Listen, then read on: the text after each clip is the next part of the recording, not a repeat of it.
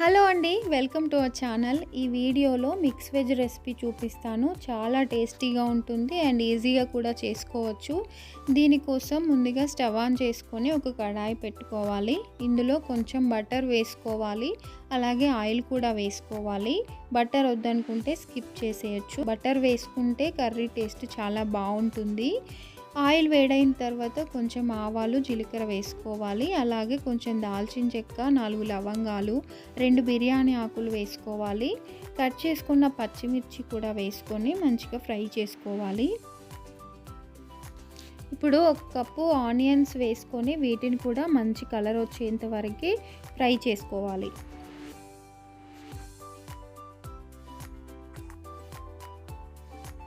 Onions fry అయిన తర్వాత 1 table spoon అల్లం వెల్లుల్లి పేస్ట్ వేసుకోవాలి. దీన్ని కూడా మంచిగా ఫ్రై చేసుకోవాలి. అల్లం వెల్లుల్లి పేస్ట్ ఫ్రై అయిన తర్వాత కొంచెం పసుపు వేసుకొని ఒకసారి కలుపుకోవాలి. ఇప్పుడు ఈ కర్రీ కోసం కట్ చేసుకున్న వెజిటేబుల్స్ అన్నింటినీ ఒక్కొక్కటిగా వేసుకోవాలి. వెజిటేబుల్స్ అన్నీ కొంచెం పెద్ద సైజు ముక్కలుగా కట్ చేసుకుంటే ఈ కర్రీకి బాగుంటుంది. ఇక్కడ నేను తీసుకున్న vegetables 1 cup beans, 1 cup capsicum, 1 cup cauliflower, 1 cup carrot, 1 cup ఆలు, 2 టమాటాలని కట్ చేసి వేసుకున్నాను. అలాగే 1 కప్పు పచ్చి బఠానీలు వేసుకున్నాను. అన్నీ వేసిన తర్వాత కర్రీని ఒకసారి మంచిగా కలుపుకోవాలి. మంటని లో ఫ్లేమ్లో పెట్టుకొని మూత పెట్టుకొని 4-5 నిమిషాల పాటు మగ్గించుకోవాలి. ఈ కర్రీలో వాటర్ ఏమీ వేయాల్సిన అవసరం లేదు. వెజిటేబుల్స్ అన్నీ ఫ్రెష్గా ఉంటాయి కాబట్టి కర్రీ తొందరగానే ఉడికిపోతుంది. ఇప్పుడు తగినంత ఉప్పు, తగినంత కారం, కొంచెం గరం మసాలా వేసుకొని కర్రీ అంతా ఒకసారి కలుపుకోవాలి. ఇప్పుడు మళ్ళీ మూత పెట్టుకొని ఇంకొద్దిసేపు ఉడికించుకోవాలి.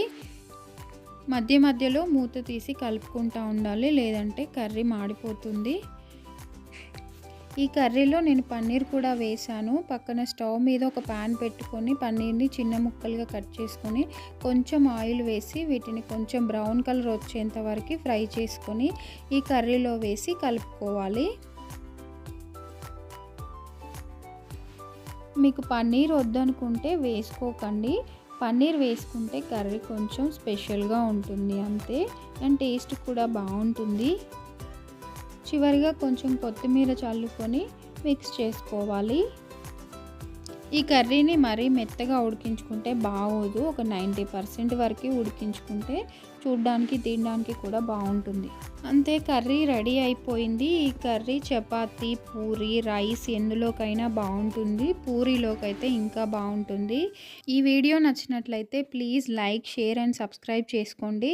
Thank you for watching.